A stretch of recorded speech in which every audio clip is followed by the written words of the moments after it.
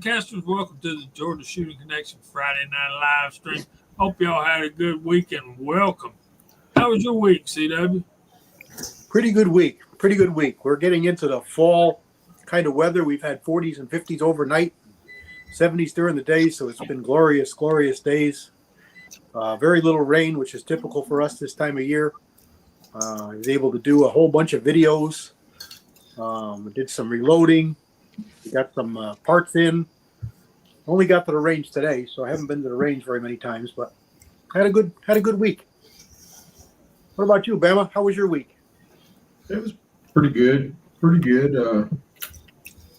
Nothing spectacular.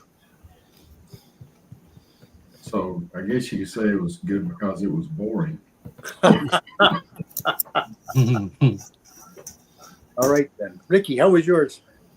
It wasn't bad. I mean, it was a pretty good week other than spending 4 hours in a ER with a wife last Saturday.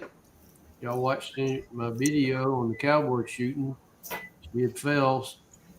Ended up she had broke her wrist here, so she's got her a purple cast now. So I'm having to do a lot more of the work around the house. So that's the way I hope it's not paining her too much.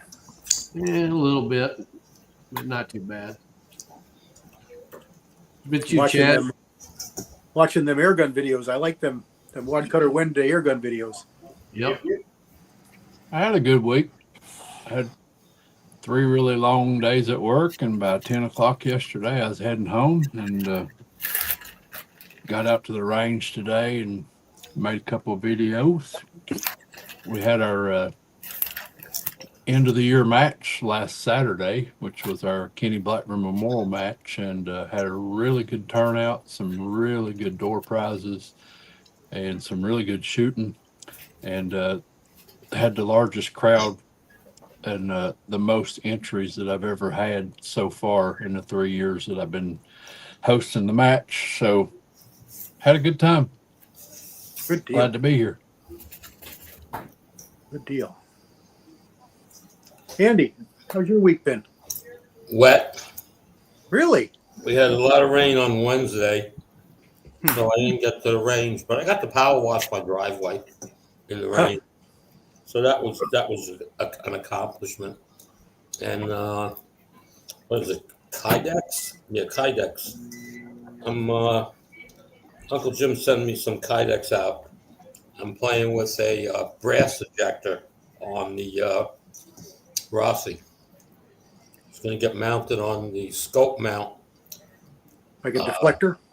Yeah, a deflector, but it's I have that cantilever scope mount, and it sits right over the ejection port, about an inch and a half or so, not even, and maybe an inch or so clearance, a little more. And I'm going to bend it like a 7, if you want to call it that, and glue it on, double side tape it onto the scope mount and have it bent over, so hopefully it'll hit and go out. Because it's hitting the scope mount, you can see the marks. So I'm waiting. That'll probably not get hit till Monday or Tuesday next week. You'll get it figured out, Andy. Well, I had a design of something, but UJ, I didn't understand what the drawing. So his kid was like, It's like, it's a piece of, to do it on a 3D printer. It's just L-shaped. So it's just an L-shaped thing, 3 inches long, on an angle from one point to the other. And they couldn't figure it out. So no big deal. He didn't understand my drawing. PVC will also work in those kind of situations. You can heat that up just like you would Kydex and mold, and it'll set and stay. Yeah, I just said I got this is real thin, and you're gonna play with that. I think it'll work, but I was gonna look at some thin plexiglass, but same thing. It was too thick. I need to have a sharp bend at the top. So. Yeah, Kydex will work for you. Yep, it'll work. So I just have to. I'll work. Work on that. Hopefully it'll get here in time because Next Wednesday's supposed to be a good day. I'd like to have it on the before I go. That's about it. How about you, VAO?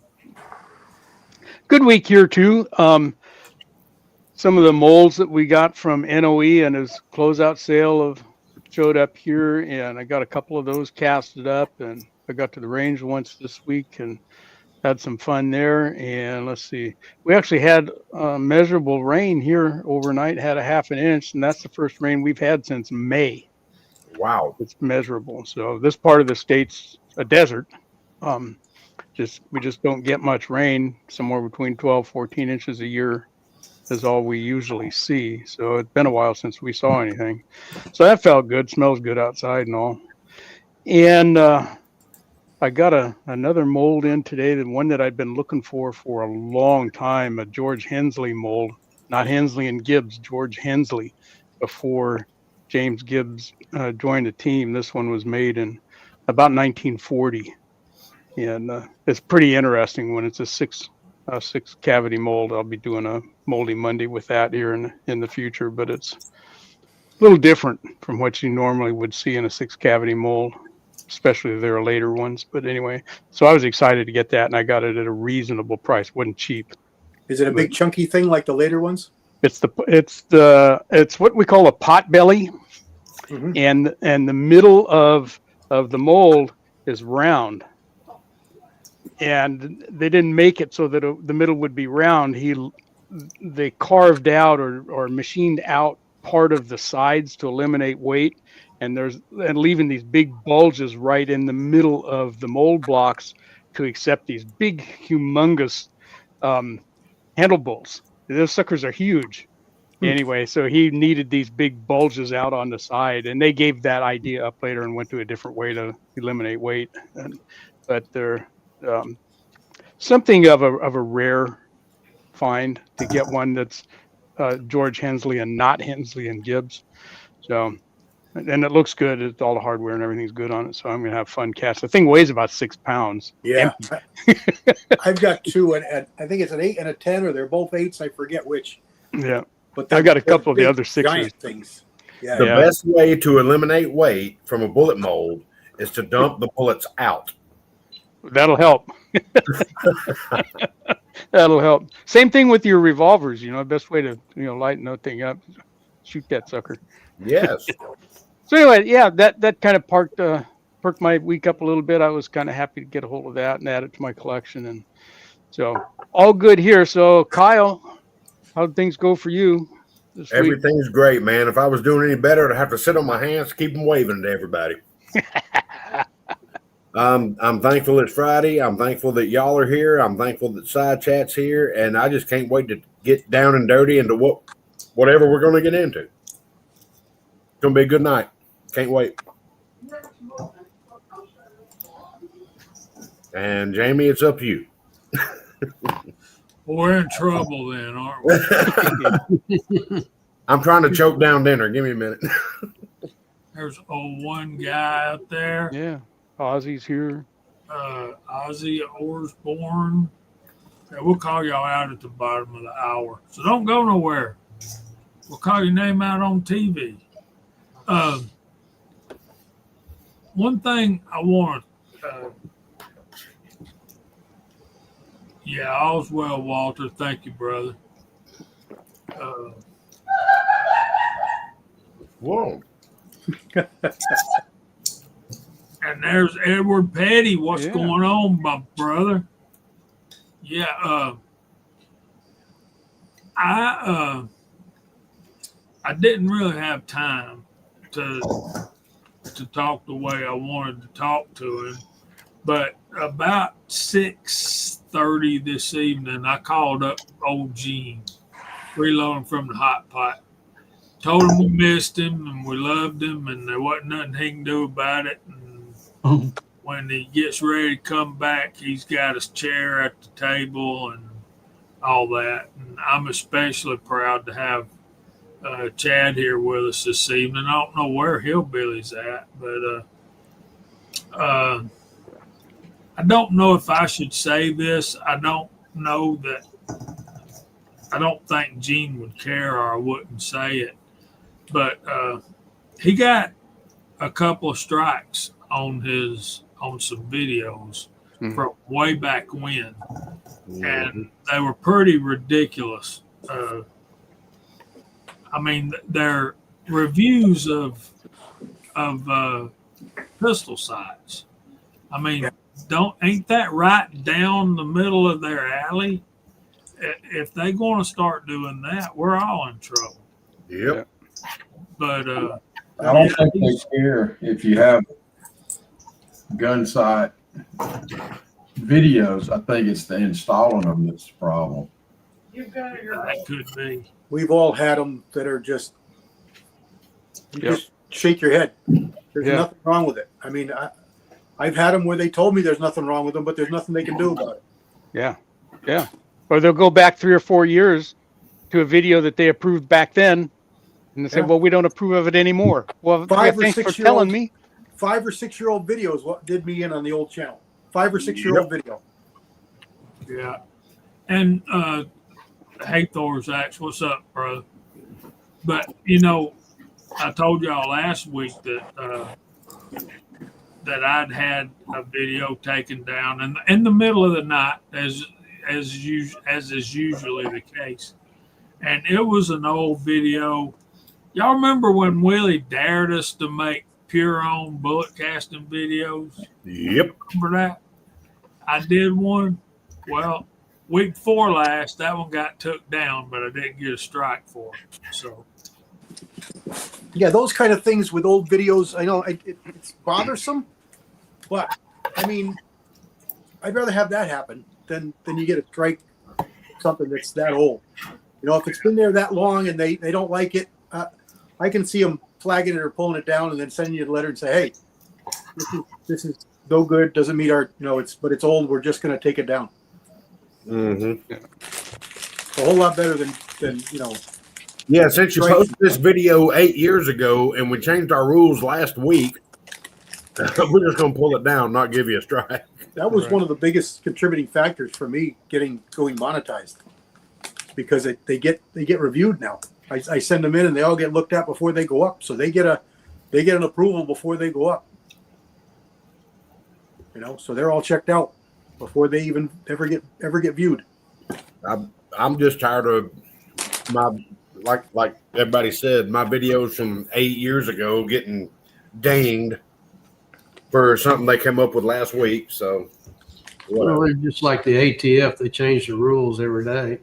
Right. Yeah. Today we're not felons. Tomorrow we will be. Well, it's like I've told y'all before. If you're going to make us jump through the hoops, that's fine. We'll jump through the hoops. And if you set the hoops on fire, we'll just go faster and still jump through the hoops. Well, thing is, leave the hoops where they are. Quit moving the hoops. That's my point. If you're going to wait till I'm airborne and then move the hoop, then I don't have a prayer. Right. It's like I forget the firearms manufacturer name, but they came out with it's not a smooth bore, but it's not a rifled bore. It's a straight groove. They did that years ago, but yes, it's got straight rifling. Yeah, they came out with it, and everything passed the sniff test, and it was not underneath the NFA because it wasn't a rifled bore. And that was yesterday. Well, today the ATF came out and said that no, now it does fall under the NFA because we changed the rules. And then that manufacturer said, look, if you bought a gun yesterday, we'll give you a full refund. Just contact us. And if we haven't shipped it yet, we won't ship it. We'll refund your money.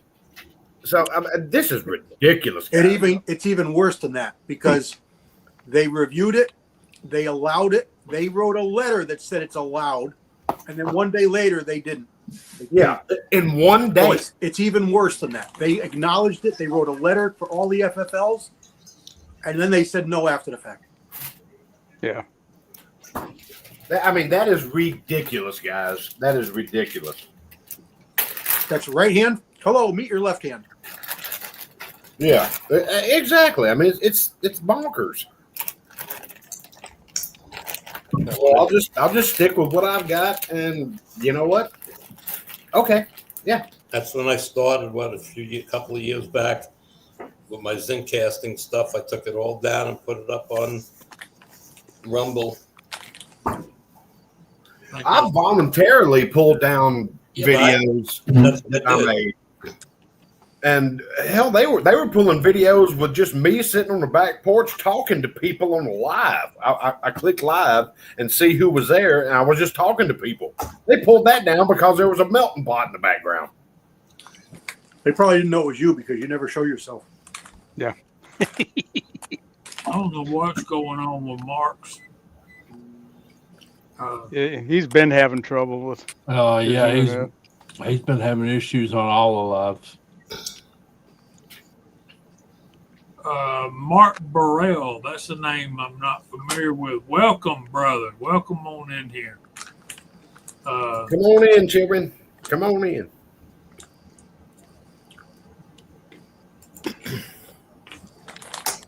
Mark Thomas, how was your week? Can you hear me? Yeah. Yes, sir. Well, I'm showing still in the backstage here. I'm having the same trouble I had last week. You're live and loud, brother. Well, I'm on my third try getting in here, and it's just not doing it. But glad to be here. Thanks for having me. If I do drop out again, I'll pop back in. Might take a couple of tries. Well, please do, brother. Please do. Will do. Try lowering your resolution a little bit. Nope. That might give you more thinking with. He said, "Nope." He's gone again. Bye. Dadgum, that's exasperating. He gets about 30 or 40 seconds and it kicks him. Yeah. YouTube's been really been a problem for me the last couple of weeks. Just watching stuff, not even a live stream, and it goes out and buffers and whatnot. And if you're having problems, yeah, there's just so many people looking at videos of Charlie and whatnot, and it's just bogging them down. Well, what kills me is it stops the video I'm watching to post up an ad to say if you're having problems watching the video. Yeah, But it takes 5 minutes for the ad to load. You know, I wasn't having a problem until you decided to put this ad here. Everything was fine. I think they're just getting overwhelmed with people watching stuff. The few times I had problems with bandwidth, I just turned the video off. Just use my like Kyle does there, and it seemed to be better. Right. Well, I'm not necessarily having trouble on a live stream, but I'm just saying in general, watching. Just watching, reloading number 29 on Viejo's channel, and it's like, it's moving along, and all of a sudden I get this the circle of death, and I don't have low-end, internet.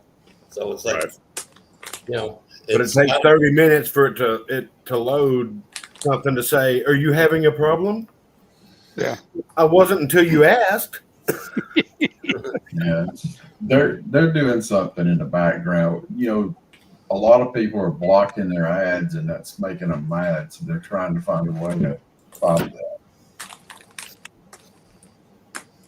I don't know. I don't get any ads. I don't know whether everybody keeps talking about the ads I hear. So I don't know. I don't pay for it or anything like that. I'm just logging and I don't get any ads. You don't get any pop-ups at all. No, it doesn't stop a video and run an ad at all. No. I've never had that, and I don't know why. I got to tell you, I thought my son was an apostle when he downloaded an ad blocker on my laptop. And it was golden for like a month and a half. And then all of a sudden, boom, YouTube said no.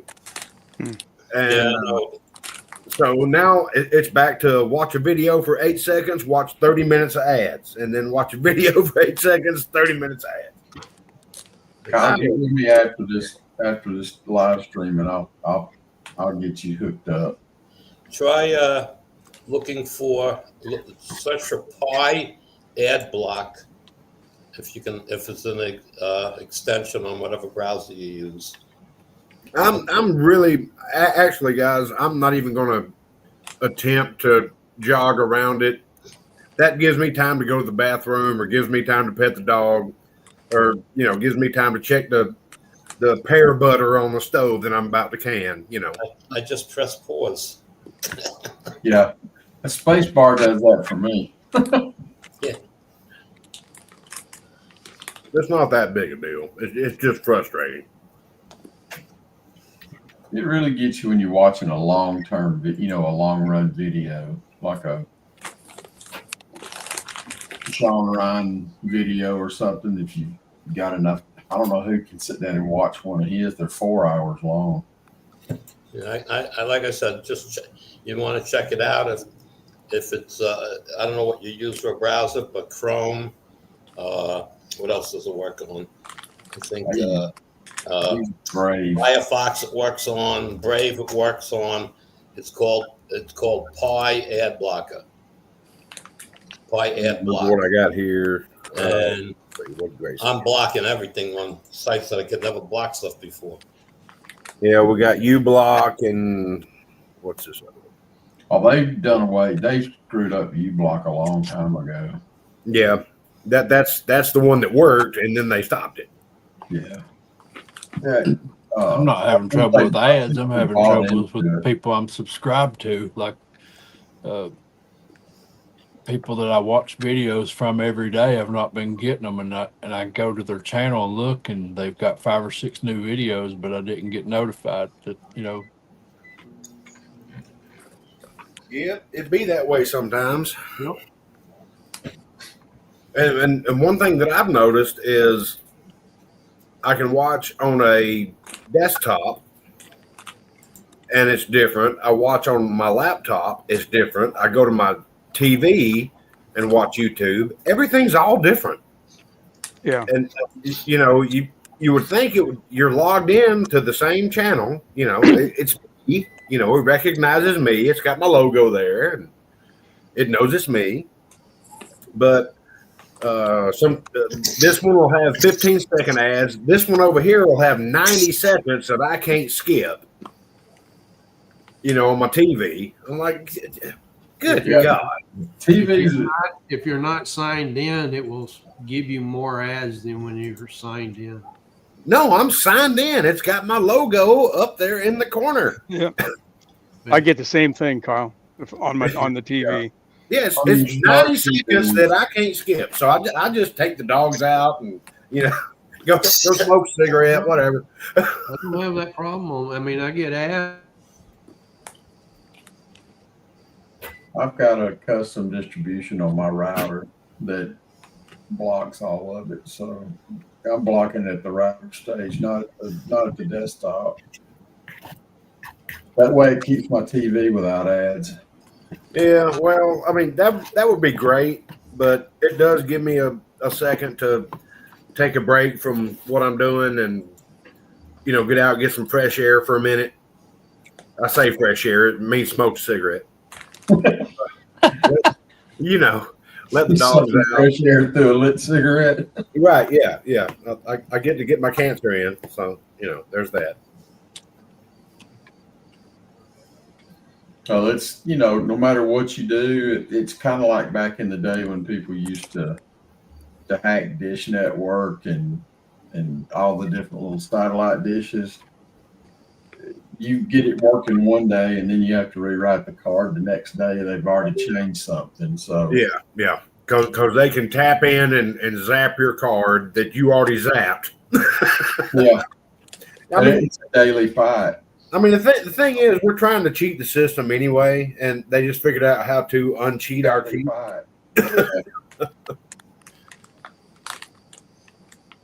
That's why what I did is I just disappeared they can't see me. So they don't know where I'm coming from or anything else. But you're paying somebody for that weird IP address. I built it myself. Poor old Mark's having the toughest time.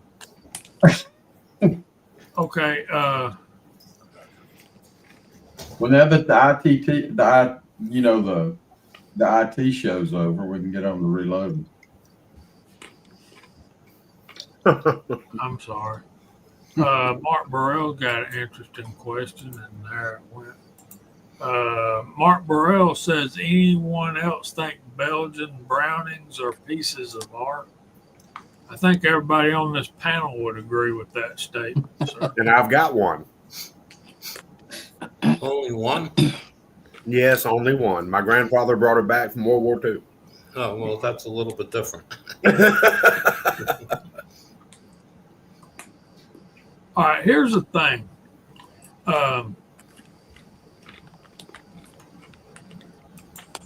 Yeah, thanks for that, Mark. We know where your tastes are. Yeah.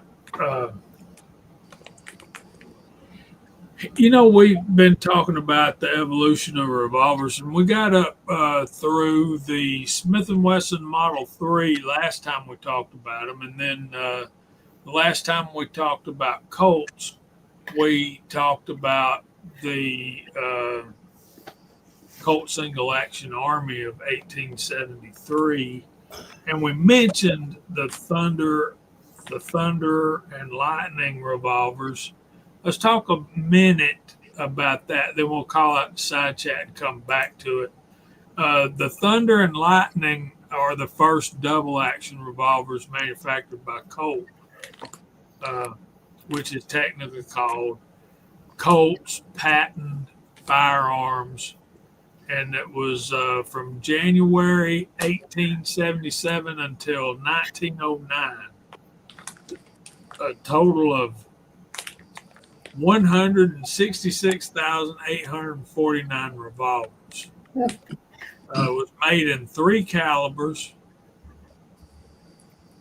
which lent them 3 unofficial names: the Thunderer, the Lightning, and the Rainmaker.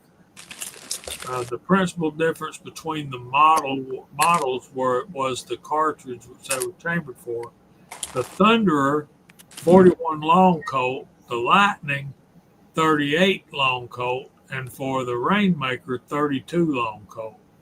And all the models had a 6-round capacity. It was designed by William Mason, and it was the first attempt at manufacturing a double-action revolver.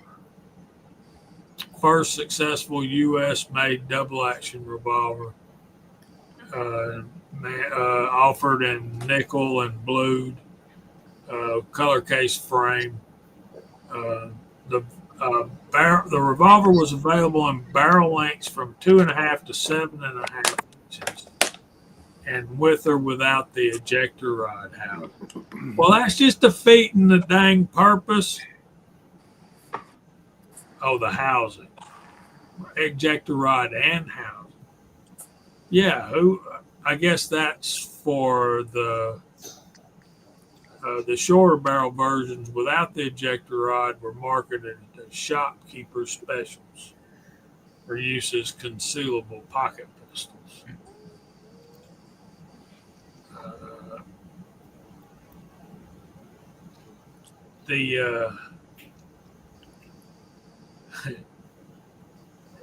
The names Lightning and Thunderer were Colt designations, nor used by the factory in any reference materials. Both terms were coined by Benjamin Kittredge, one of Colt's major distributors. Kittredge was responsible for the terms Peacemaker for the Single Action Army and Omnipotent for the Colt Model 1878 double action revolver, also known as the Frontier model, and nicknames for various chamberings of the new line. So the 1877s were the first single action, and then we get the 1878s, which were called the Frontier models. And let's go ahead and go through the side chat, and then we'll get up to the next thing I want to mention. And then we'll get to something different.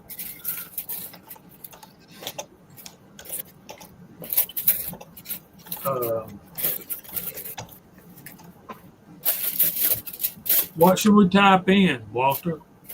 Andy's already got, well, let's see. We got a couple of choices. We got three different guys. We got three different choices. Thunder 1877 or Colt. I was just going to say DA for double action because everybody can spell that. But Okay, let's do that. Hey, Ron Wayne, what's going on, buddy? Yeah, DA is taking off. So first we want to call out Andy or Thunderer. He's Andy 79Z28 is on the panel and in the side chat. Walks Fletcher, the 1877, and Bama Dad is also on the panel. Texas 6 is on the panel at the side chat.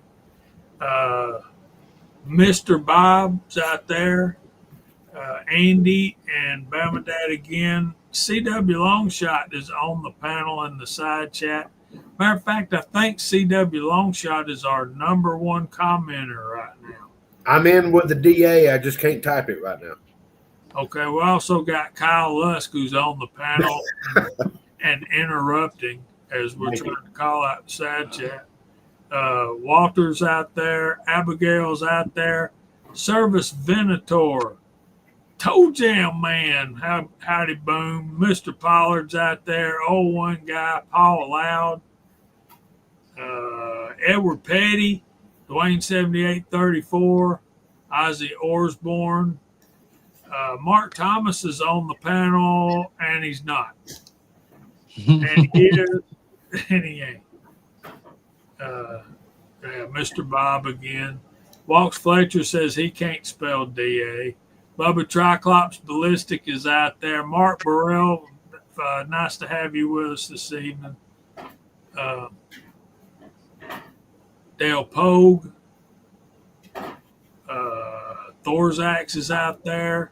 Ron 2A Matters. Kentucky Rimfire and Hobbies is on the panel and in the side chat. Walter Davis. We're going to get to the 1917. Ron Wayne says Single Action Army. Hillbilly Up's out there. Harm is out there. And I think we're up to date at the moment. So, yeah, man, good crowd. Thank y'all for being here. We appreciate each and every one of y'all. So, y'all want to see a picture? Sure. Let me see if I can do this. Show and tell. Pictures are good.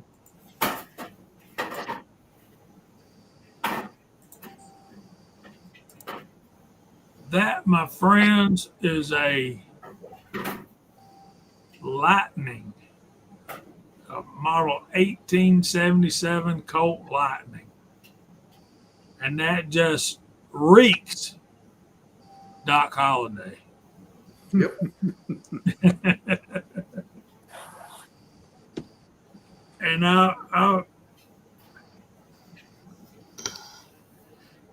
And like I said, the only difference is the Thunderer was the 41 long Colt, but you can see that looks very similar to a Smith & Wesson 38 Special cartridge.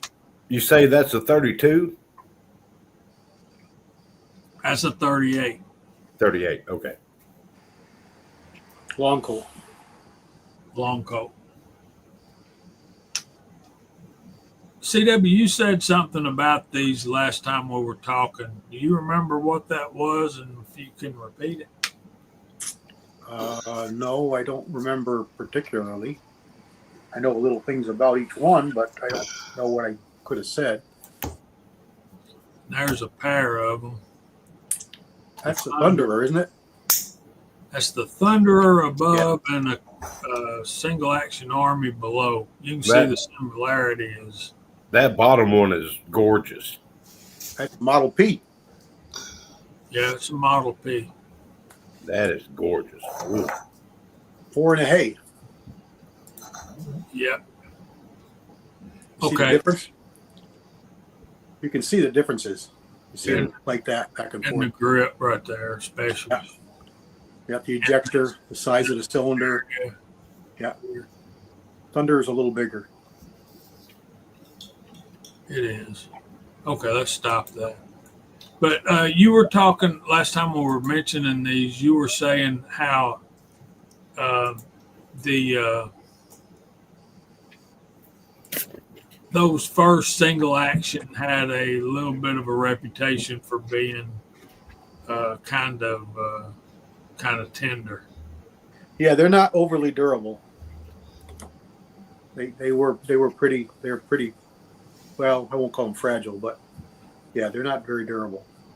Where the Model P was, I mean, I think you can shoot them with, I forget what the statistics were, but maybe it's all the parts inside broken, they would still fire. But it was something like that. There was a number of parts that could be broken in them and they would still fire.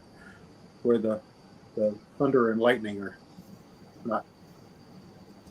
Well, let me read this to you.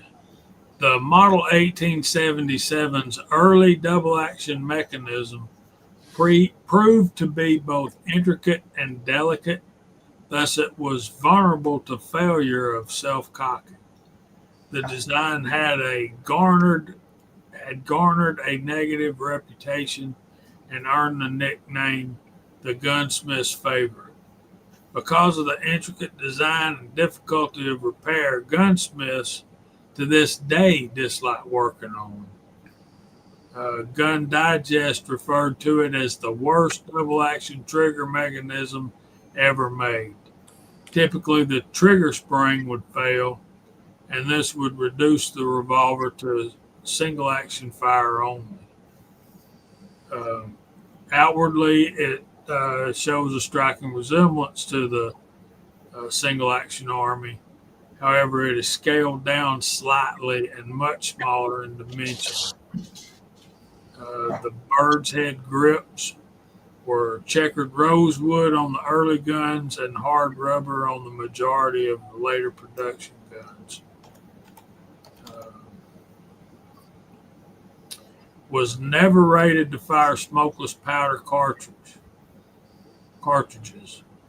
The boxes of these guns were near the end of the production run, were printed with a warning stated not adapted for smokeless powder.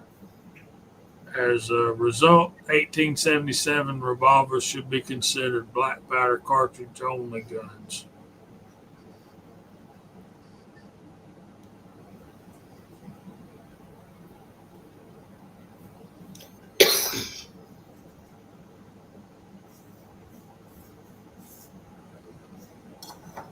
So, Old West outlaws John Wesley Hardin frequently used both versions. The Thunderer was preferred weapon of Billy the Kid, even carried by him when he was killed by Pat Garrett in 1881. Yeah, I was going to say, I thought he was carrying that when he was killed. Doc Holliday was also known to carry a nickel-plated Thunderer in his waistband as an accompanying gun to his nickel-plated Colt single-action Army.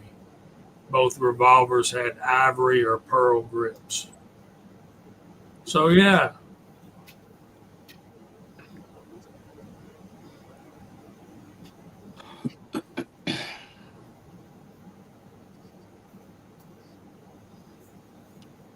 Then I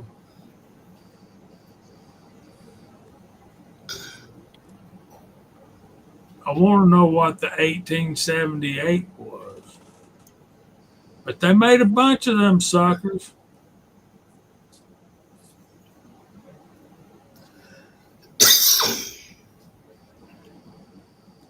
So maybe we'll check that one out next time.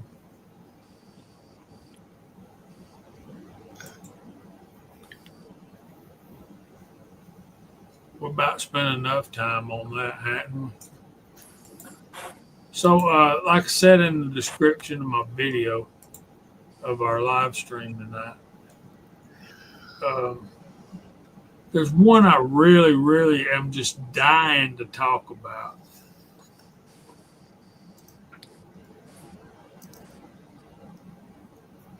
But I don't want to. I mean, I'm dying to, but I wanna wait. And I'm going to bookmark this one. And then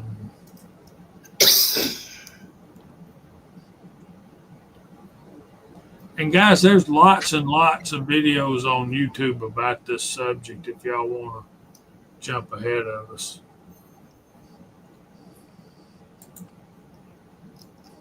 There he is. There's American Hillbilly. Somebody left the back door open again. I got in, didn't I? What happens when you give these fellas the keys? I had to crawl through the basement window. Sorry I'm late, guys. Man, been listening. Great show so far, man. Yeah, we a little late on getting dinner going and all that. So, man, great show. Good to see you, bud. Good to see all of you guys and girls. That would break my heart, Walks.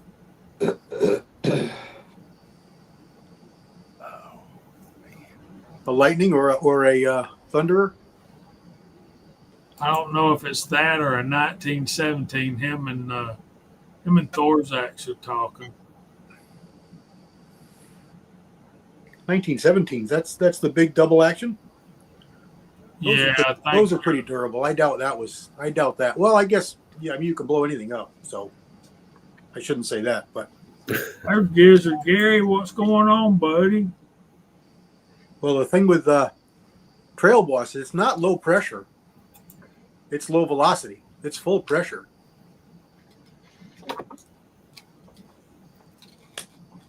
All right, they're getting ahead of me here. It's not really low pressure either. No, that's right. No, you can't compress it. If you start compressing it, you're not gonna like it. No. Do not crush the donuts. All right, quickly go through the room here, and we're going to start with Andy down there. And I love that backdrop. What's your favorite rifle cartridge and pistol cartridge to reload? Go. All of them. I don't have as many guns as some of you guys have, so I have I shoot everything I own. I shoot, and I enjoy the reloading for them. So 223, 3 in the blackout, 30-06. What else? What else I got? 38, 357, 9mm, 380. I enjoy them all. So at the range, I go to the range and they go, "How many guns you bring with you this time?" I said, "I don't know. I lost count after 6." Get tired, don't you? I'm there all day, shoot different guns. That's all. Let me do this. Service Venator love reloading for my 6mm Remington most of all. Walks Fletcher 38 long Colt. Ozzy, I don't even know what 3-inch means. It's a family show, feller. Oh, Jesus. That's bad. Arm says 45. There you go.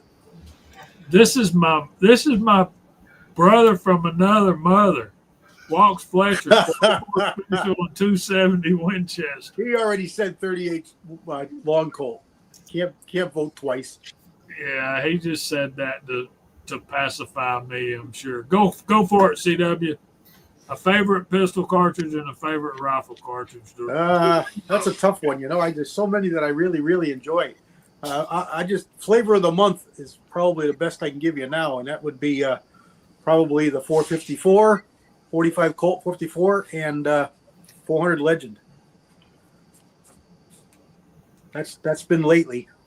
Enjoy those. Well, I think when we think about all of the cartridges that we load for, and we ask for a Oh, the 38 Long Colt was the answer to a blown up 1877. So yeah, I think ease of loading, the ease of the process has to come into effect. Go ahead, Hillbilly. Yeah, my favorite of both is when I go to Bass Pro and they're on sale and I just reload a brand new box and bring it back home. And That's called loading the buggy, not loading. I always try to get a box around those 9mm favorite CW. So You're more an unloader than a Yeah, reloader. he's an unloader. and then I love to unload them.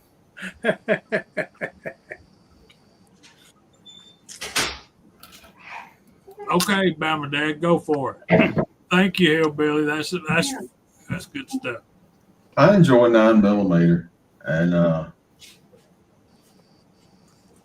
the story's not in yet on the 300 PRC, but we'll soon know. Yeah.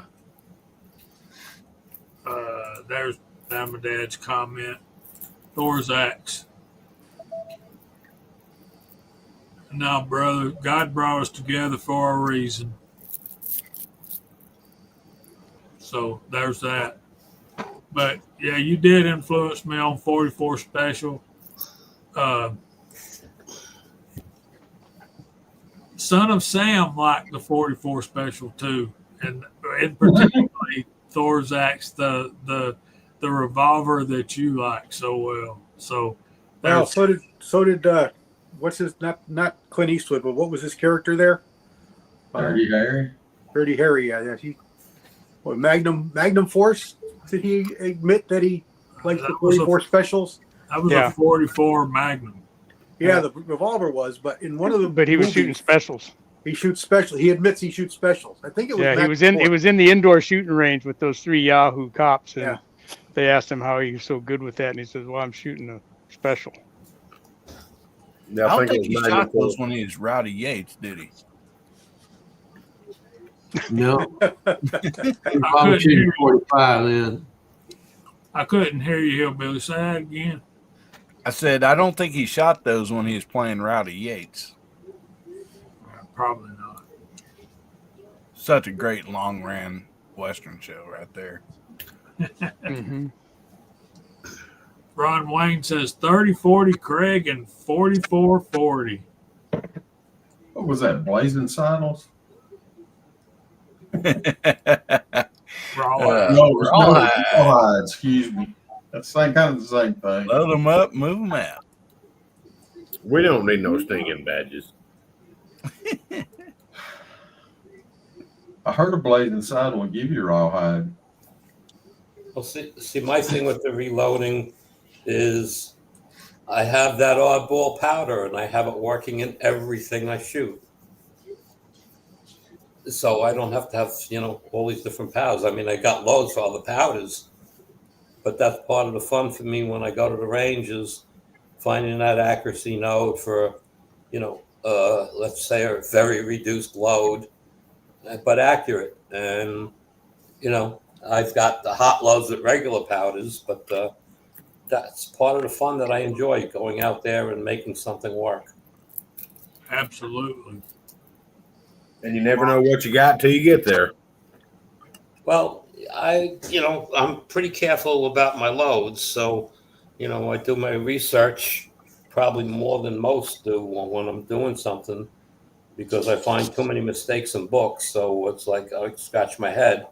And I kind of go out there looking at forums. What are people doing? What are they not doing? And, and try to come up with a load, that is safe and, fun to shoot. So, I mean, that's that one powder, that Winchester Super Handicap that I have so much of. I've got it working in 30.06 for low-end velocities. If you call 1,800 feet per second slow, but you can shoot that all day.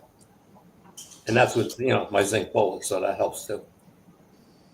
Yeah, well, compared to 2,800, it might be, but in my opinion, I think that's one of the things that differentiate a reloader from a hand loader.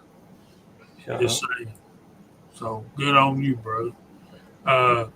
Thorzax brings up a point there when you saw my Bisley, you said like a Southerner, I'm going to get that boy.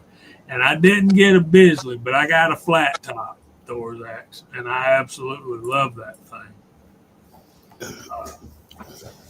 So 6, favorite pistol round, favorite rifle round to reload. Well, all of my rifle rounds, except for one, is hunting rounds, so I don't mess with them. I got them set. I ain't messing with them. But here lately, since I started casting for the 30-30, I really enjoyed shooting that one. Reloading and shooting that now. That's one of my favorites too. You know, one of, not my very favorite, but definitely one of them. Yeah. And then I have, as far as pistols, it's like, I like all of them. I think the flavor of the month right now is the 357 Max, but, you know. Yeah. But then I have one, but I have one that's in between too. The 7BR. This is more of a rifle looking round, but it shot through a pistol. So that's my favorite ones. That 357 Maximum is very similar to 350 Legend, but it's done right instead of what they did to the 350. But we've talked about that ad nauseum. So, okay, you done? Yep. You sure? Yep. Okay. Kentucky Rimfire and Hobbies. What's your favorite handgun and rifle rounds to load? I'm going to say rifle round. I've spent the most time with 300 Blackout, and my pistol round is kind of unique. It's a 7.62 by 25 for my Tokarev. And that is so cool, man. When I got my Tokarev, ammo was hard to find, so I got some molds and started casting my own bullets and coating them, and worked up a load, and it does really good. Awesome. Good deal. Good deal. Good deal. That's so cool. That is so cool. All right, Kyle. All right. As far as favorite pistol caliber, just because I have so many different molds for it, it's going to be, and I'm going to narrow it down, 44 Special. I'm not going to say 44 Magnum included. I'm going to say 44 Special because I can run lightweight bullets at lightning speed, or I can lob in bowling balls. And either way, they're all fun to shoot. That's as far as pistols. And I've got a couple of 44 pistols, and they all shoot 44 Specials. When it comes to rifles, I do have a lot of favorites, but my bread and butter is a 308. Absolutely.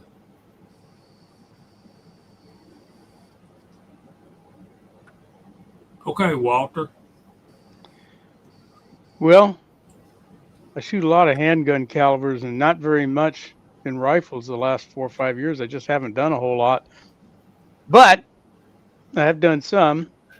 And I think as far as the handgun goes, it's a pretty close tie between 44 and 45 Colt. The 45 Colt family, I shoot a lot of that, and I call it a family because there's a healthy spectrum of cartridges that you can shoot out of a chamber that's, a firearm that's chambered for 45 Colt. You can go all the way from Cowboy Special up to 454. If you have a 454 Casull, you can back shoot those other ones. I don't know if I'd want to shoot a Cowboy Special out of a Freedom Arms, but anyway, you could. And if you got a Ruger Blackhawk and 45 Colt, you can do 45 Schofields and 45 Cowboy Specials and so forth, as long as you go in there and clean those barrels or the cylinders up a little bit before you shoot a longer case in there. You don't want to shoot 45 Cowboy Special and then put a Colt cartridge in there because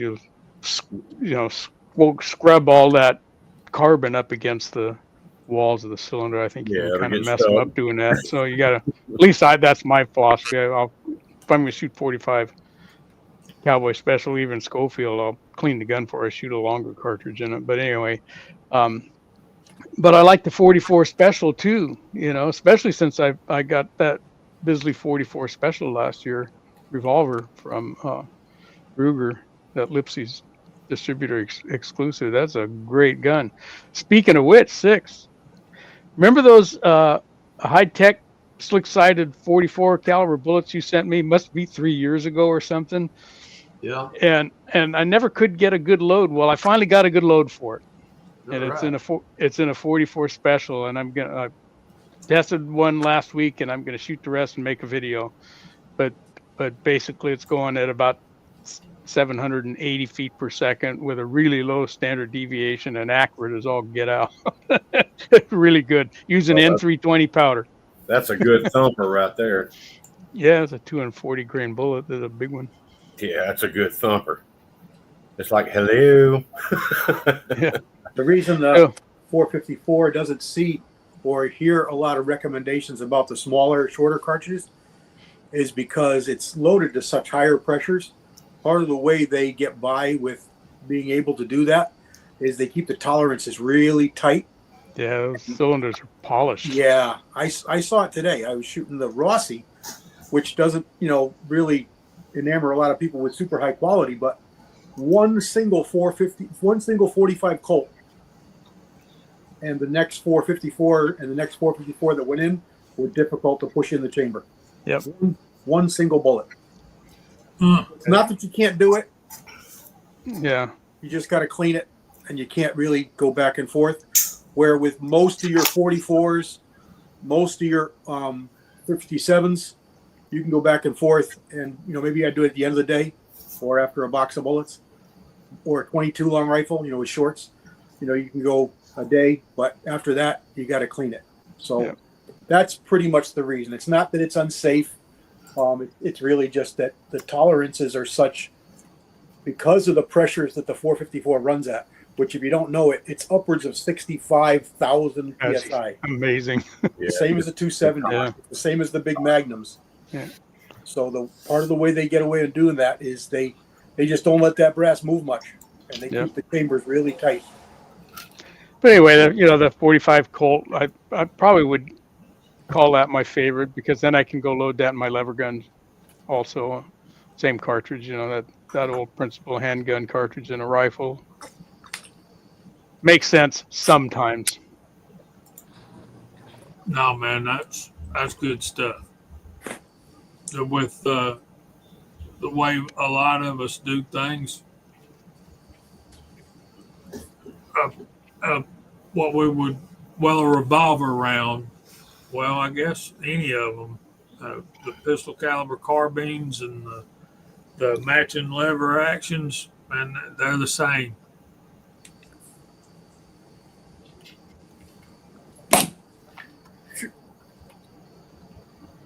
Good to see my brother Mock out there. I didn't see him sneak in. Us. Hey, Mock. 3 Jeep is out there. Mach 2. You having troubles with his channels? No, he's good. I think he's got faster. Got in them too. Yeah. Yeah, he's up there around 2,400 now, I think. Yeah. I had a little quick thing today. I remember last week or a week before I was telling you how I was shooting the 458 SOCOM, and when I went to one of the powders, I had full profile impacts. Oh yeah, they were keyholing on you. I changed bullets to a Laverne style. A Laverne style cast bullet has multiple ribs all the way down, and they're tapered. So as you get to the bullet nose, the diameter is smaller. As you get to the base, the diameter is bigger. So they're actually wedge shaped, but only a few thousandths different for half a thousandths difference between each one. So they're not the prettiest bullets, but generally speaking, they're the most accurate, and they offer a whole lot of surface area to really grab the rifling. And I think that's the biggest reason why they're generally more accurate. If you look at awards and accuracy medals and things, they're with cast bullets. Most of them are going to be with Laverne style bullets. Anyway, it's the same weight. It's like 485, 487, something like that. And I shot them today with all the same powders, and all of them were perfect. So, Guys, I'm going to bail. I'm going to sit in the side chat. Catch everybody later. all right, Andy. Good night. Have a good weekend. Night, Andy. I thought that was pretty interesting. That one bullet that I used before was a Spitzer bullet, but it was conventionally lubed, so it had like 2 lube grooves, and that one was not stable with. I think it was a Green Dot. Interesting. Green Dot or Herco. It was a green can, and today it was just fine. So that was pretty interesting. Just changing bullets, same weight, so same length, same everything, just different. Be careful, buddy. Different style bullet, and it made the difference. One of the things that you get a big kick out of when you're hand loading, one will work and you're disappointed, then you try something else and it's a rootin' tootin' success. You go, son of a gun. Yeah. Makes you feel good.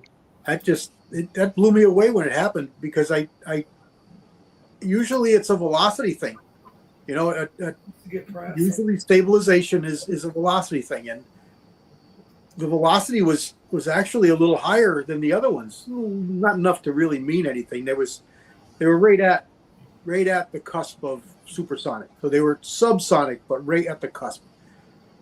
And I had slower bullets of the exact same bullet, just pushed by a different powder, slower, that were perfect. But this one was a little bit faster, and it wasn't, which just blew my mind for what I thought I knew.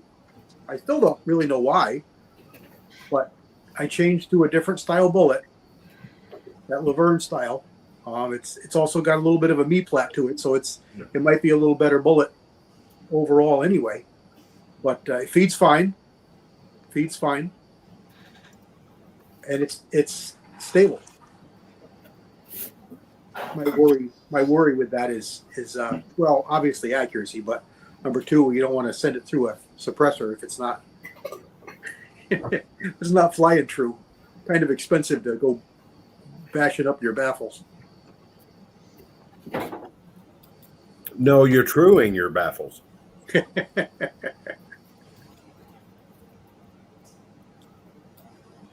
And guys, do not take what I'm saying as truth, because it is not. I was making a joke. Well, the more I sit here and listen to y'all, and the more I think about my answer, I can't narrow it down to just one. I think my favorite pistol rounds to load are 38 special and 44 special, and my 2 favorite rifle rounds are 6.5 Creedmoor and 35 Remington. We knew 35 Remington was going to be in there. And 44 special. I love 44 special. I mean, you can make rat burners and you can make bowling balls. I mean, whatever you want to do.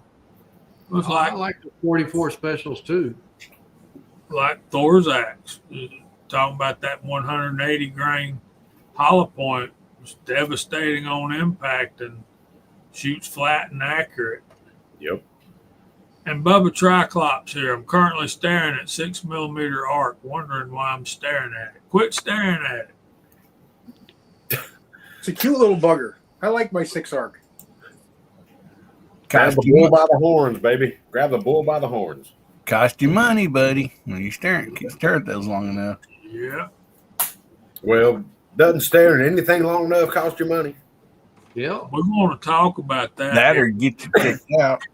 in our verse of the week. Bullet profile makes a difference in stability. Yes, it does.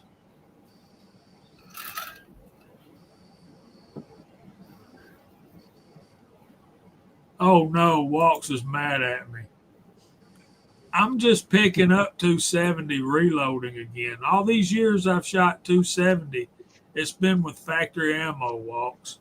And I am determined that before hunting season gets here this year, I will have a hunting load that I am reloading for 270 Winchester. Jamie, I got more bullets for you. I don't know if I don't think that I gave you all that I had. I've got plenty more projectiles for you because I no longer have a 270. That's sad. I've been shooting the same 270 load for 30 years.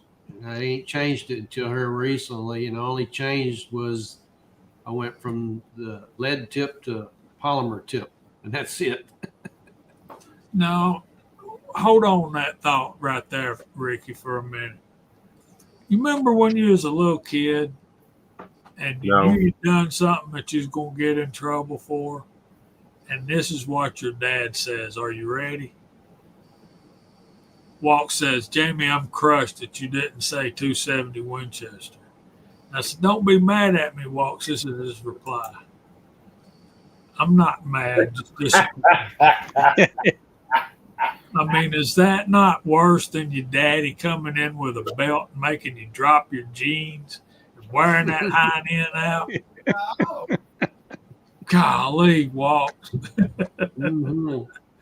I promise you, Walks, before hunting season starts, I will have a load for 270, and I will never shoot factory rounds again if I can get those bullets.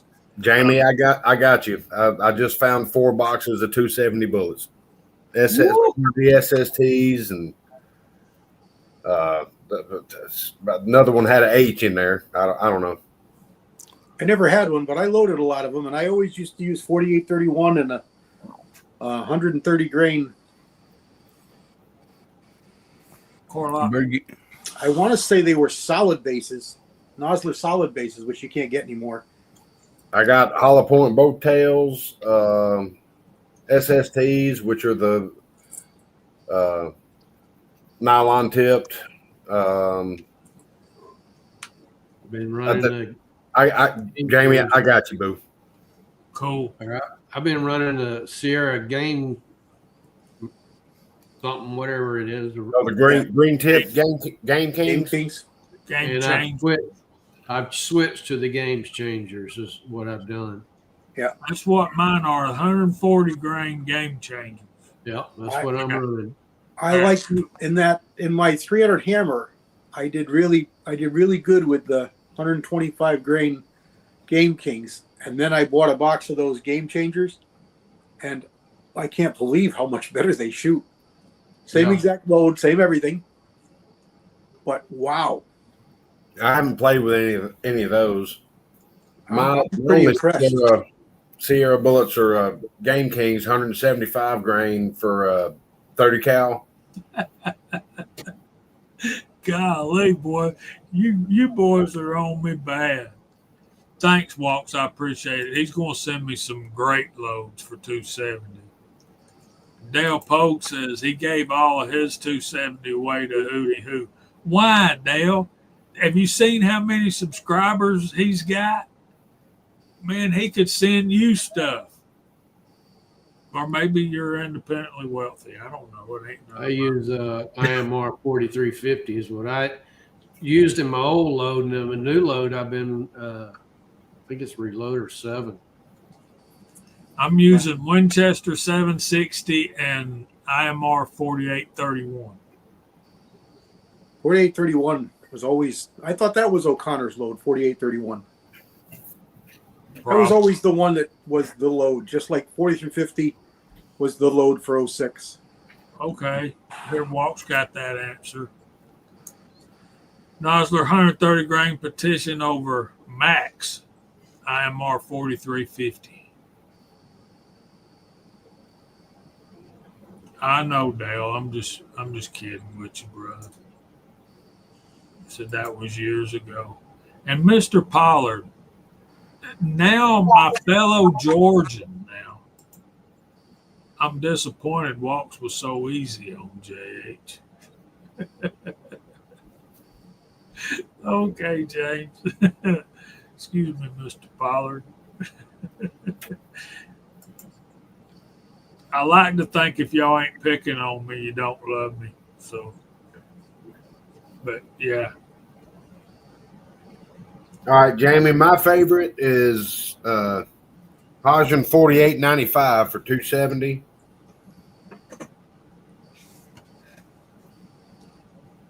And I've got several listings here with about the same load, and I will share that with you in private if you want. That'd be good.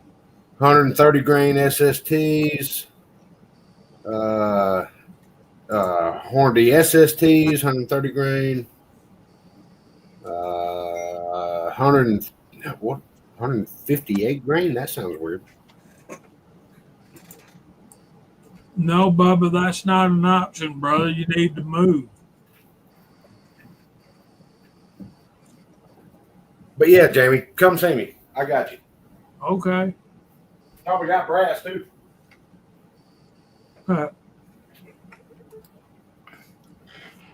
Yeah, I'm just ignorant. Yeah. Jamie, when you say you're going to be have that all done and ready to go before deer season, I just want to remind you of this right here.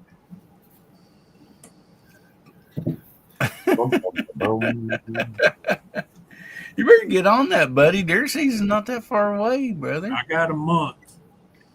Yeah. I ran the top load today for the 400 Legend, and it was touching holes 100 yards. Oh, wow. I'm just going to stop. I'm just shy of 2,600 feet per second. I'm like 2590, 2580. And it's the bullets touching 100 yards. I've got 2 groups less than an inch in 270 already. So I could use either one of them, technically. One thing I'm proud of, Walks, is, and I'm thankful for, is ignorance can be fixed. Stupidity can't be. I'm glad I'm ignorant, not stupid. Yeah, you can't fix stupid. Yeah. Yeah. And I'm thankful for that. I'm thankful for that. And I don't think we got, come think of it, man, I just don't know anybody that is stupid. Maybe it's because I disassociate myself with such people. That is why, because trust me, I do. Okay. Oh, I forgot about work. I don't have control over it. Yeah, that part. That part. Yeah. I know some stupid people. I really do. Yeah, all I got to do is fine tune a couple of loads, Hillbilly. It won't take long at all. I got 2 really close loads, one with each of those powders, and I bought this big old 8-gallon jug of. I think this is 8 pounds. Yeah, I'm about to say 8 gallons. Jesus, you and my new best friend. 8 pounds. Yeah, 8 gallons would be like. Yeah, you think of those 5-gallon water buckets you get at work, Wouldn't you like to have one of those full of your favorite powder? Yes, I would. How you gonna get that? How you gonna get it out of there? I'd make some funnels. Yes. Yeah. Big funnel to littler funnel to littler funnel to littler funnel. Walks. Yeah, I know, Ozzy. Rub it in. Work. What's that? I gotta retire too, man. Walk says he knows some really stupid people. Bless him. My problem is I work with really stupid people, and excuse me in the side chat, I'm not talking to you, but there are some really stupid people that I work with, and they're all really young. And these are the dumbest people that I've ever talked to in my life. I'm talking, like 18 to 22-year-olds. Oh my Lord. Like they don't know that the sun actually rises and sets because the earth rotates. And they don't understand that if you go into a freezer, it gets cold. It's crazy. There are some really ignorant people out there. Look at that, man. I remember hearing that back after the war, like in the late 40s and early 50s. Hodgson sold 40-gallon barrels of 48.95. I remember something like that. Yeah, I remember hearing about it. Yeah, I got a bunch of 48.95 and a couple of others in bleach bottles. They were taken out of those big jugs. Really? Military surplus powder. Yeah, they're in bleach bottles. Well, those are bigger than this. This is probably similar. It's a gallon. one thing I like about. I'm sorry. Go ahead. You done? Yeah. One thing I'm liking about American Reloading and these Midwest powders, they used to say similar to, and basically means that they're right there on the same, right next to them on the speed spectrum. Yeah, on the same scale. Yeah. They started putting out the burn speed chart. Yeah, the burn rate chart. So that's really cool. And I got two of them printed out somewhere, but I can't find them. That's doing me a lot of good, right? You like me, you got all kinds of information that you don't have access to. Yeah. Like one of the powders that I got is 680, Winchester 680. Yeah. And it's very similar to 1680, but I find that my lot of it is hotter. So I can't, they say to use 1680 data, but I find that I can't go as hot with my 680 as 1680 data that I found. Well, one thing that I would think is that one makes a difference. Yeah. Yeah. Like I like to tell anybody who asks me, different is different. You open a new bottle, it's different. Different is different. I don't care what it says. Different is different. Any part of it different is different. I've noticed different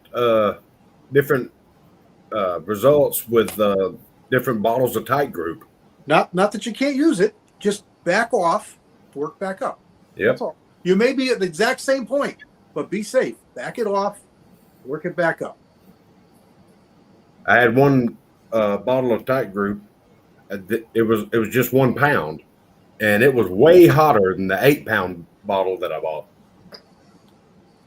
For instance, I found that out and pulled all the bullets, and took the powder out. And that my last video with the 400 Legend, Mr. Pollard, I think it was Mr. Pollard, made a comment that something about me not wasting my time, but wasting ammo, wasting powder, primers, whatever, working up, because he always finds that his loads are always within a grain or whatever of the top load, so he just starts there.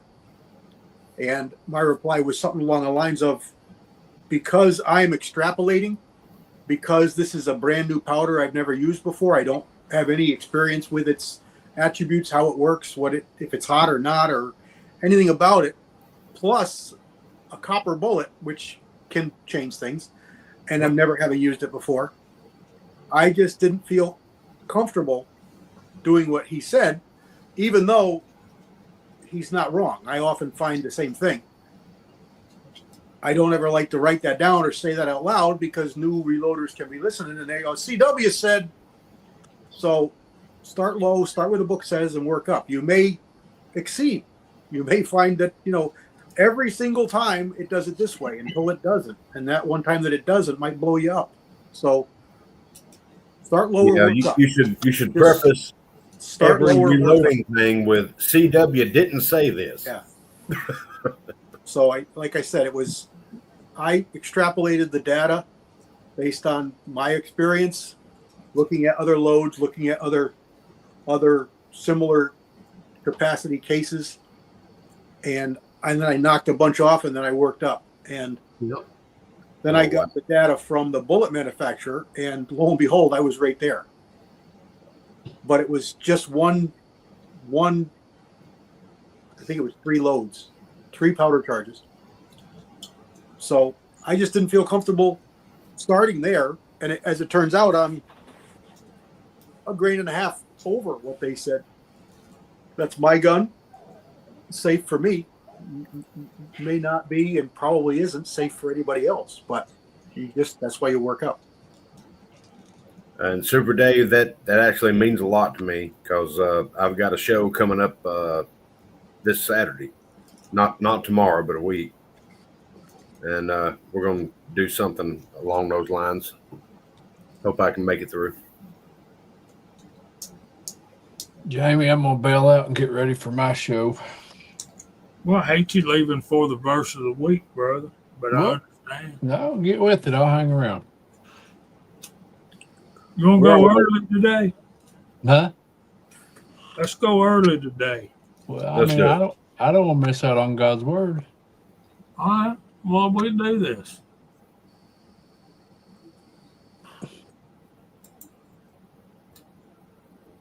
Y'all know we've been talking about the 10 Commandments.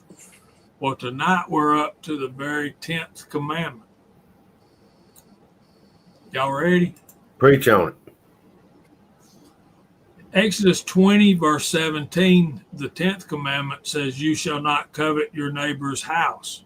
You shall not covet your neighbor's wife, nor his male servant, nor his female servant, nor his ox, nor his donkey, or anything that is your neighbor's. Now, this is the New King James because the original King James had a bad word in it. We had to take it out. That does include like weed eaters and chainsaws and all that stuff too, right? 4-wheelers. Yeah. Side by sides. Bisley 44 Specials Day. Yeah. I shall not covet your Bisley.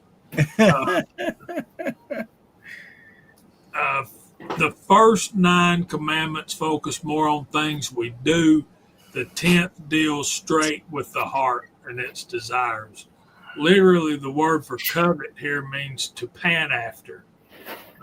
Hebrew hamad, Hamad, or desire in English, is in itself a neutral word. It's only when it's misdirected to that which belongs to another that such desire becomes wrong, and that's fellow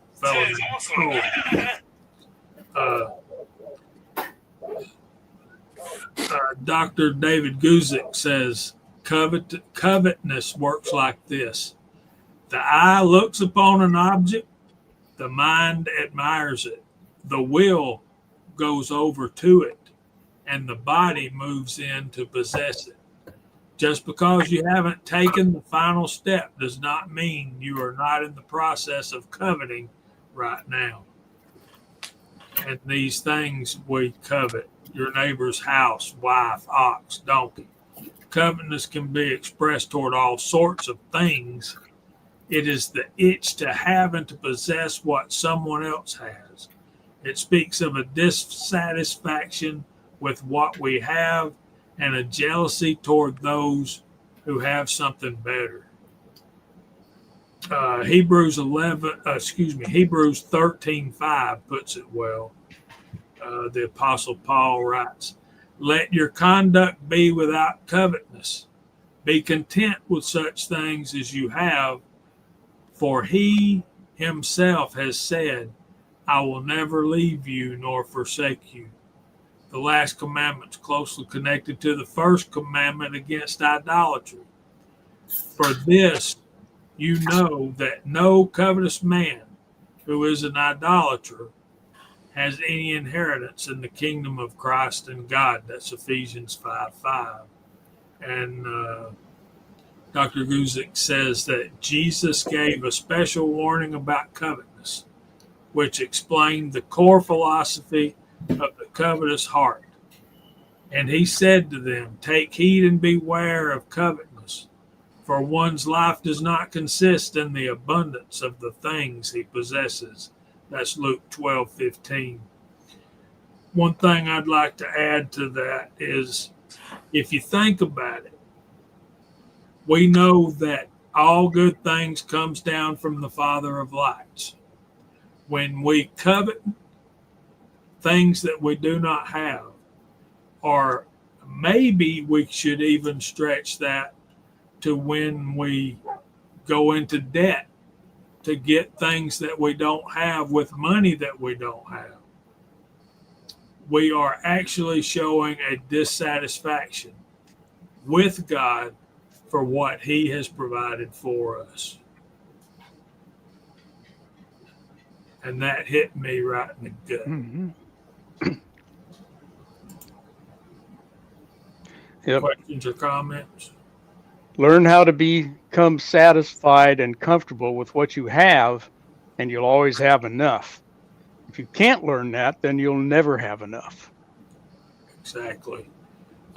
Where is it that it says contentment with godliness equals great gain? Mm-hmm. Yep. Some of y'all that know me personally, I can say this honestly. I've got more than I deserve, and I am very thankful for it. I don't want for anything.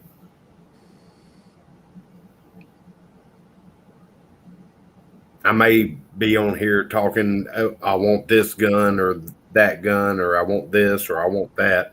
I don't want for anything. I've got everything. I've got way more than I can ever deserve. And Jamie can preach to that. Yeah. And I think this last commandment, it does go to the condition of our hearts. And like I said, we're showing dissatisfaction with what God provides for us by doing stuff like that. Mama always said you can't keep up with the Joneses. It just took me a lot of years to figure that out. Yeah, I even tried to marry a Jones. That didn't make it. All it did is change her last name. That was a good one, Mike. Yeah. Debt kind of equals covetousness to me. And Lord knows I'm guilty of all of that. And I ain't talking about what I started to say earlier. There's difference between what we want and what we need, and we need to establish that in our minds and in our hearts. We need a roof over our head. We need a vehicle to get us around. And going in debt for your home or your car, I don't view that as sinful. But yeah, I'm talking about in life. Yeah. I don't want for anything. I've got friends, I've got family, and I don't care what other people have. You can have all your possessions, that's fine. If you enjoy them, that's great. I've got everything I need right here. Yeah, my grandmother taught me that lesson early on. When I was a little boy, I said, man, I'd like to have that car. It was a Corvette or something like that. She said, you don't want that. You don't need that. I used to be that way, but now I'm just happy to have something that gets me from point A to point B. If you saw Yes, mine, sir.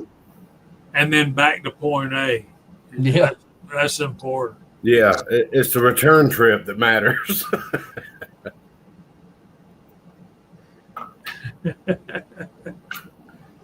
I think everybody in the side chat can attest to that too.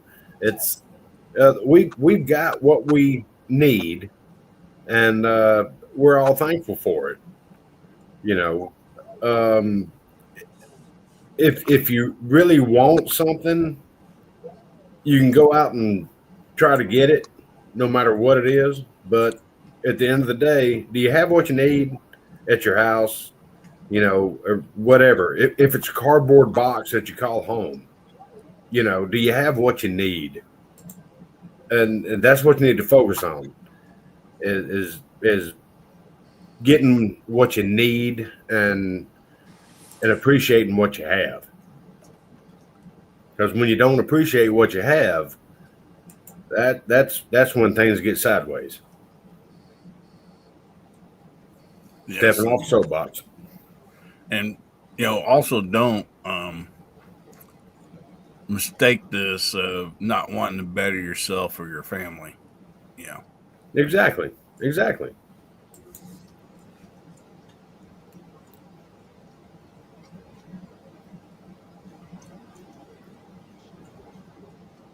I guess what Mike's saying is it's okay to be content with what you have, but you can always strive to progress your life a little bit better and all that stuff. And that's what the American dream is about.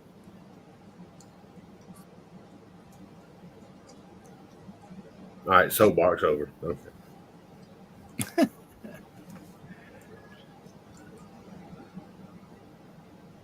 That's a good psalm, Bubba.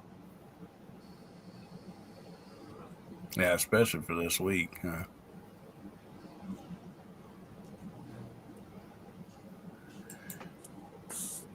Well, there's people that would argue that. But, yeah. Good night, Ron Wayne. Thanks for being here, brother. And thanks for the compliment. We've been trying to do better.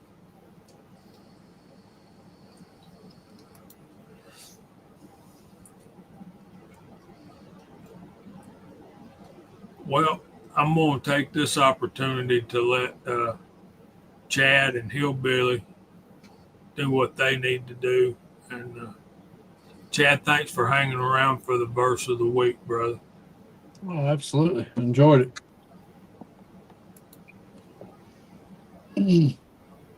So, yeah, we're going to jump off and get some pictures entered in here for our show tonight and get ready for that. But it's good being here. I ain't been here in a while, but our trap shoots are on Friday night, and I've been shooting some traps, so it's kind of hard to do both. Yeah. Well, it's good to see you, and we've been missing you. So Yeah. I know you're having fun, so that's good too. Yep. So, all right, well, we'll see you next week. All right, put us a link in the side chat so we can pin it. I got you. Hillbilly's got it. Really got it. Good to see you guys. Looking at that. Yeah, you too. See you guys. Thanks, buddy. Sneaking in from the backside. Chief Meteorologist Ron Hurst, a new station alert has arrived for your area. Dang it. Oh, I'm Lord. sorry, guys. That stupid thing, no matter if you mute your phone, that warning alert still comes Yep. on. Yes, sir. No idols. Good evening, buddy. Thanks for being here.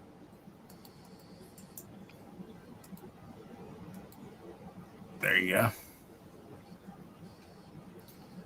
But man, thank you all for having me. I appreciate you guys have me on here. I mean, always just a blessing. Great show, panel, side chat. Always come here to learn, and I learn something every time. Yeah. You just wanted to come in here and show off your new haircut. Oh. I just don't have my hat on. Most usually, yeah, I did get a haircut not very long ago, but yeah, summertime I keep it short, and then when it starts getting cool out, I save money and I just don't cut it all year till it gets hot again. I understand. Yeah, I can use that money to buy a box of ammo, or whatever. Yes, sir. Yes, sir. I agree, Mike. I agree. Yeah. Since when does a haircut cost like $20? Dang. Yeah, $20, and they expect you to leave a tip. So, Yeah. Well, I got a good barber. I got a good barber, and he trims my beard and cuts my hair and all that stuff. He charges me X amount. I give him an extra $5, and he's like, "Cool. See you in about 3 weeks." Like, yeah, probably. And we sit there and talk for an hour and a half. So Ricky, what were Anyway. you saying, sir? I said may have to go pay for a barber because my barber's got 2 broke hands. Oh, damn it. no. No. Good to see Garage Guy out there. How's your search, your coach search going? Buddy. Virginia Tech fired their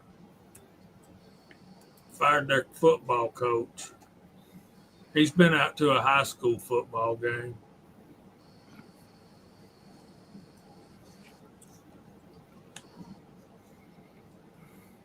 That's a good one, Miss Kitty.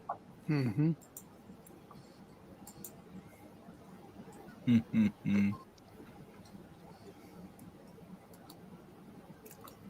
Well, fellers, I'm going to go ahead and jump off here, and grandkids just showed up a little bit ago, so go say hi to them real quick and get ready for Chad's show. So thank you so much for having me on here. Appreciate y'all. Good night, Mike. Good night, Mike. Thanks for being here, man. We ain't running you off, brother, but I know you need to help him. So, All right, we'll see y'all. hope to see you soon. Bye, Hillbilly. We put Mark to sleep. Looks like it. Yeah, I'm thinking so. There. Hey, Yep. Mark. Hey, Want me to yell at him? Yeah, he's comfortable. Yeah. Y'all plug your, He y'all ain't plug snoring, your ears he's up okay. while yelling the microphone. Well, he's usually the one keeping me awake after we get off here.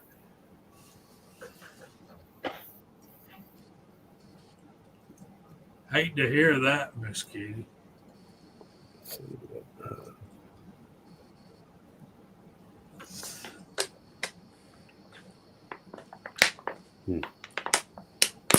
America, wasn't it? At America? Seems like it.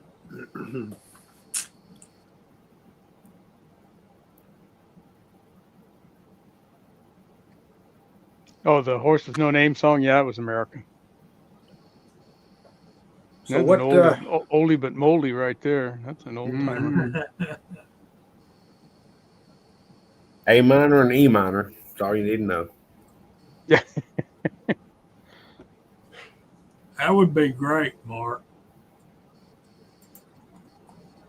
Garage Guy says one night we can get on StreamYard and complain about college football. We can do us a live stream, Garage Guy. We can call it the No Ball Knowers College Football Show. All right, so you want to talk about college football. Now, last Saturday was an epic game between 2 rivals that are within, I'd say, 150 miles of each other as the crow flies. You had Georgia and Tennessee. I do not have television coverage. So I was sitting here, I had my phone set to updates on the game. And I was like, oh, Tennessee's ahead. Georgia's ahead. Tennessee's ahead. Georgia's ahead. Tennessee's ahead. Here's the problem. My dad went to Georgia and my mom went to Tennessee. So it is automatically a house divided. And I always hope that it's a good game. And I'm sitting there looking at my phone while I'm doing something else because I can't watch the game because I don't have TV. And my phone's blowing up. And all of a sudden, my wife finds the game on something where we can watch it on the TV. And it was right at the end of the overtime thing. And I watched the last play of the game. And I was like, he was in the end zone. And then the ref marked it at a yard and a half away from the end zone. I'm like, watch this. And the ref was doing the only thing he could do because he wasn't sure about where the ball was, if it was a touchdown or not. And so he made a very bad call on the spot. That way they had to review it and all that stuff. And like I say, I don't have a problem with either team winning. I just hope it's a good game. That is the first time that anybody has scored 40 points on a Kirby Smart defense, period. Somebody fact check me. I think that is the first time that that's happened. But yeah, I told my wife, I said he was in the end zone, and then they reviewed it, and all of a sudden it's a touchdown, game over, and yada yada yada. But that was one heck of a game. I went back and watched some highlights and all that. That's some good SEC football right there. Yeah, I think the worst thing about that game is one team had to lose. Yeah, that's what I'm saying. I just hope it's a good game. Yeah, that was an instant classic right there. Yes, sir. And I kind of think next Saturday in Athens will be the same thing. I hope it's not. I hope it's a more defined victory for my dogs, but I hope it's a blowout. Yeah. We owe them one. So, yeah, Dale Pogue's going to be in California next Saturday for his son's wedding, and he wants us to pray for him. And, dude, we got lots of things to pray about in that sentence right there. Not just your traveling mercies, but for your son, for his new wife, and for their life together. And I'll be praying about that. We wish you safe travels, brother. And yes, sir. A very long and happy life together. And we'll miss you Friday night. So I hope y'all can remind me, and we'll mention that. All right, so let's start going through the room, clear the deck for Chad and Hillbilly and all the bench rest 22 shooters over there that'll be watching him this evening.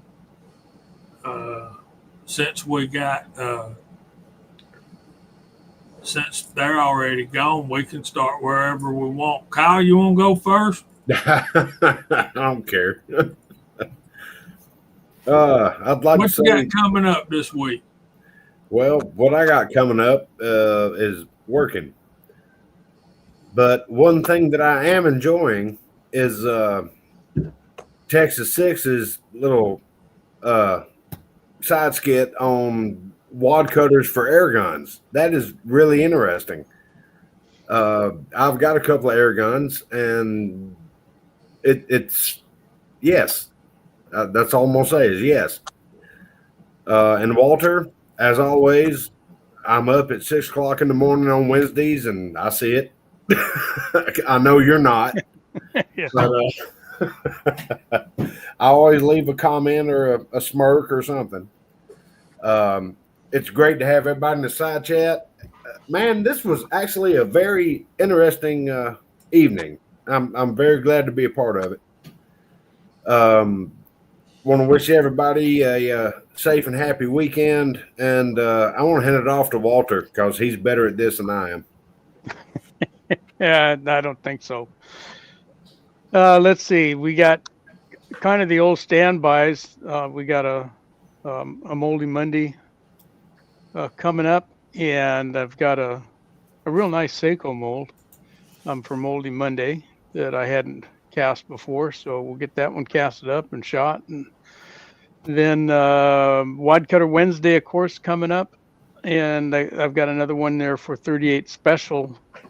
This week we've done a couple out of the 38 special category, but this one is kind of an old one. No, not old. I mean, they still make the mold. It's a 358-091.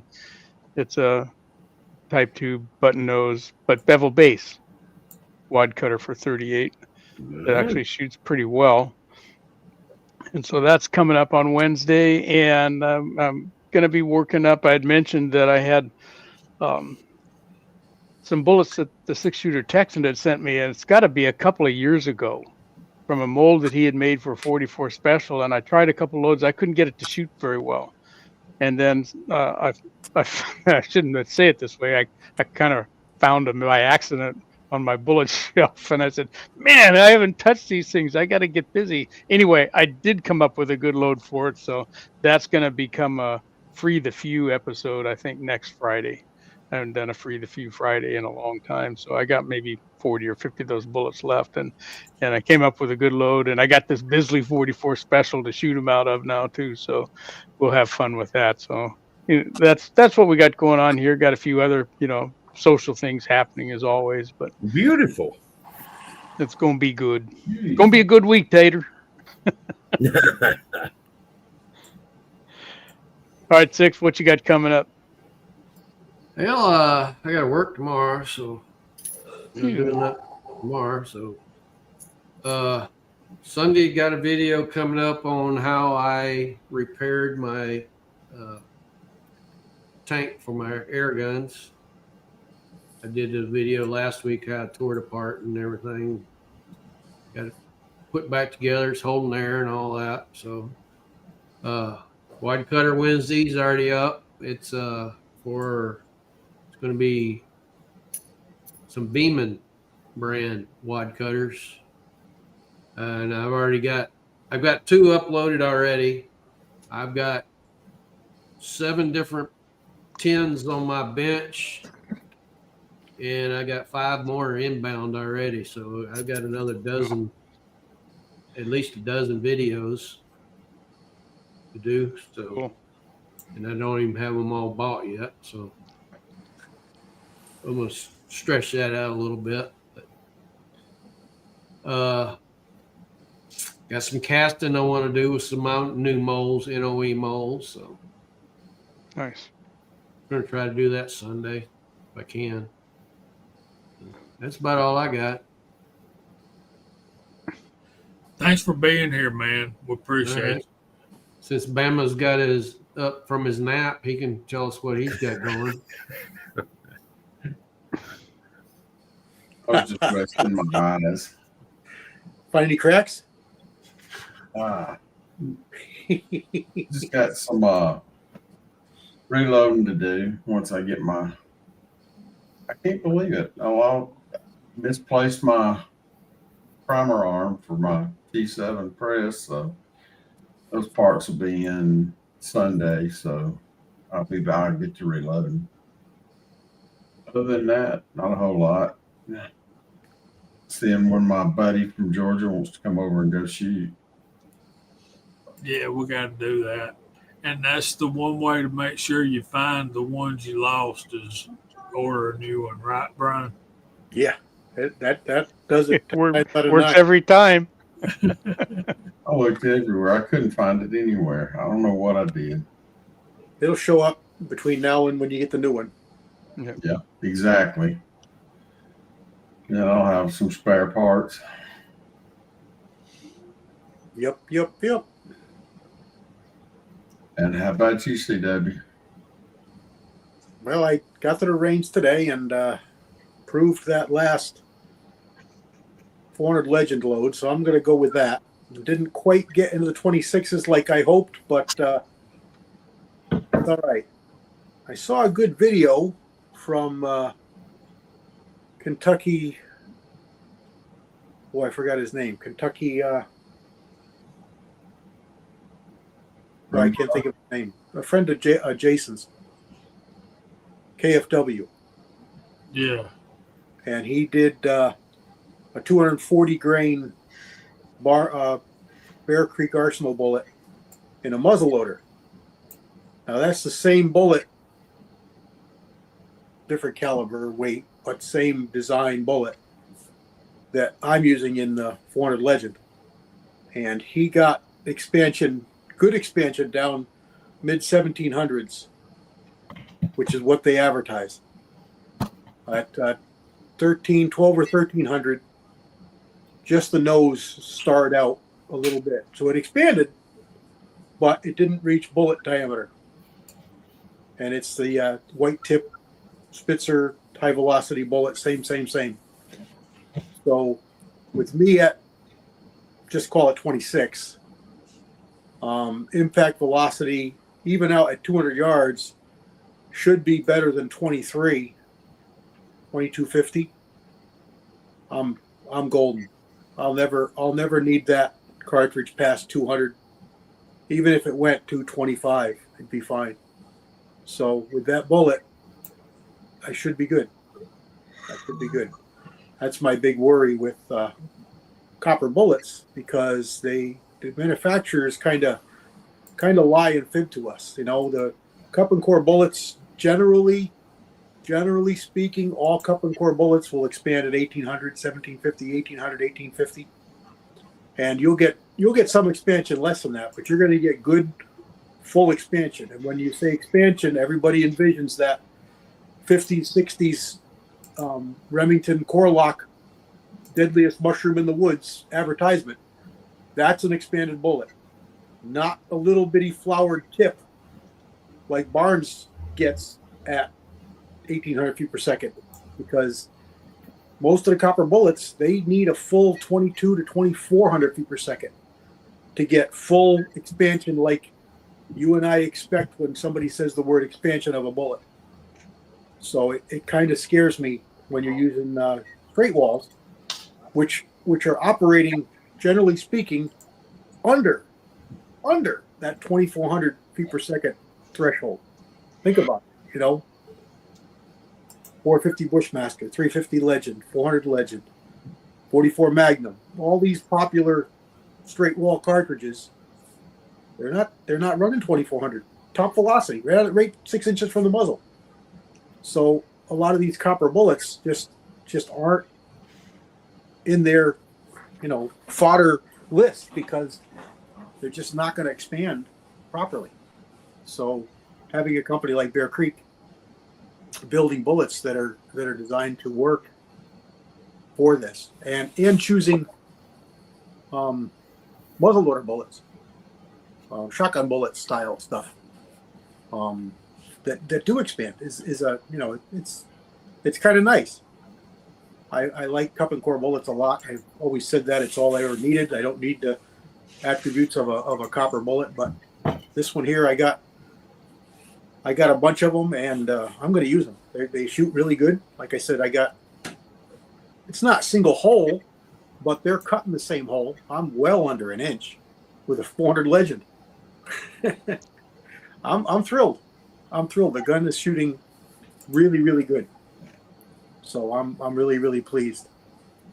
And I finished up that 30-30. You guys don't know anything about it, but I put a Tang peep sight on for my brother-in-law, and then he wanted the stocks refinished, so I got that done. And that's coming up in some videos mid next month. They'll be posting. And I wanted to sight that in for him today, but I left it on the bench. He's got a really flimsy case, and I didn't want the fresh wood stocks banging into the other rifles, so I meant to go back down to the bench and grab it, and I didn't. I left it home. So I got to go back to the range and shoot that one with some loads I loaded up for him. So that'll be coming up in a video. But yeah, having fun with that, and it's getting really nice weather. I mean, we're starting to get excited about the fall, and it's really good bullet casting weather, so I'm doing a lot of that. Good stuff. More videos coming. Very good, very good. All right, I guess